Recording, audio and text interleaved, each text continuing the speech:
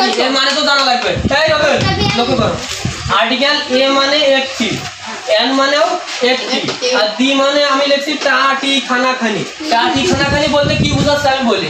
আমি যদি বলি টেবিলটি, টেবিলটা নির্দিষ্ট করতেছি না, টেবিলটি, টেবিলটা।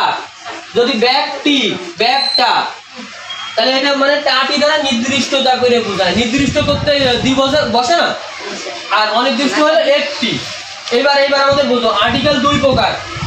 আর্টিকেল দুই প্রকার, একটা হলো ইনডিফিনিট আর একটা হলো ডিফিনিট। এখন ইনডিফিনিট আর ডিফিনিটের আমি সংজ্ঞা দেবো আজকের পড়া শেষ। ডিফিনিট মানে নির্দিষ্ট করে বোঝাবে, আর ইনডিফিনিট মানে অনির্দিষ্ট করে বোঝাবে।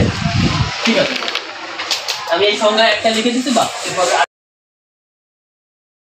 এর মানে তো জানা লাগবে। তাই হবে, লক্ষ্য করো।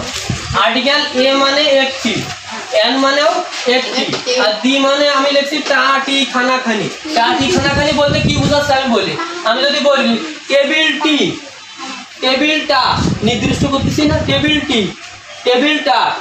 যদি ব্যাগটি, ব্যাগটা, তাহলে এটা মানে টাটি দ্বারা নির্দিষ্টতা করে বোঝায়। নির্দিষ্ট করতে দি বসে না, আর অনির্দিষ্ট হলো একটি।